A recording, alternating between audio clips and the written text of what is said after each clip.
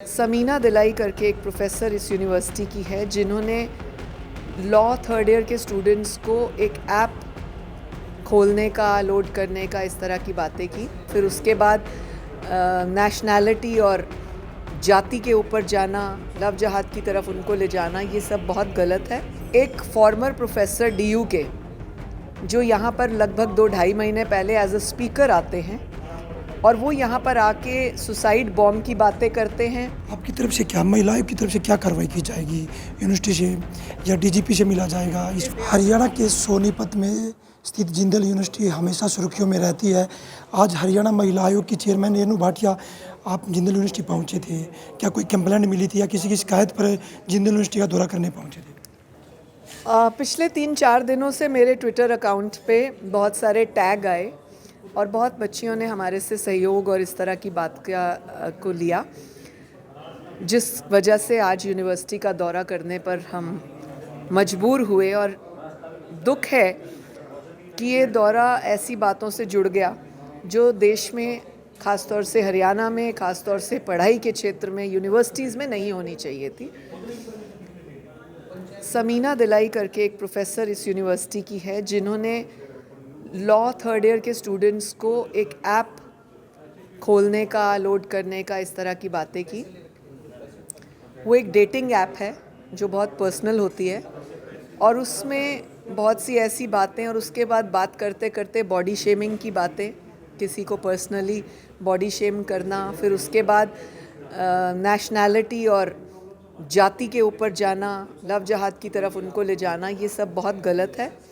समीना को हम सम्मन करेंगे, बुलाएंगे। आज हमें मालूम हुआ, हम उनसे मिलना चाह रहे थे पर पता लगा उनके परिवार में कोई अस्वस्थ है, वो कुछ दिनों के लिए नहीं आ पाएंगी, लेकिन हम इस विषय को उठाएंगे। एक फॉर्मर प्रोफेसर DU के जो यहाँ पर लगभग 2-2.5 महीने पहले एज अ स्पीकर आते हैं और वो यहाँ पर आके सुसाइड बॉम्ब की बातें करते हैं। यहाँ पर आकर वो फ़िलिस्तीन और इसकी बातें करते हैं, इंडियन आर्मी को शेम करते हैं, उसको नीचा दिखाते हैं। ये विषय सोचने के हैं। हमारी पुलिस को, DG को, हमारे और सीनियर्स को सोचना होगा कि हमारे राज्य में इस तरह की बातें करने क्यों आया जा रहा है, और यूनिवर्सिटी को इस विषय पर संज्ञान लेना होगा कि क्या उन्होंने उनकी जानकारी में ऐसा क्यों नहीं रहा। आज वाइस चांसलर से बात करते हुए उन्होंने मुझे खुद बताया, वाइस चांसलर ने, जब हमने उनको ये 3-4 विषय बताए तो उन्होंने कहा मेरी जानकारी में नहीं है। एक इतनी बड़ी यूनिवर्सिटी के वाइस चांसलर जो कि 8-10 वर्षों से यहाँ पर हैं, उनको ये विषय नहीं पता तो किसको पता होंगे।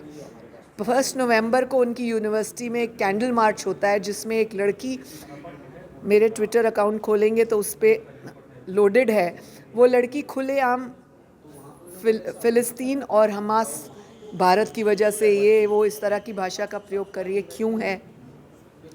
कैंडल मार्च अगेंस्ट क्यों निकाली जा रही है? देश विद्रोह में बात क्यों की जा रही है? क्या ये यूनिवर्सिटी करिकुलम में आते हैं? क्या ये सब्जेक्ट है क्या हमारा? तो ये सोचने का विषय है।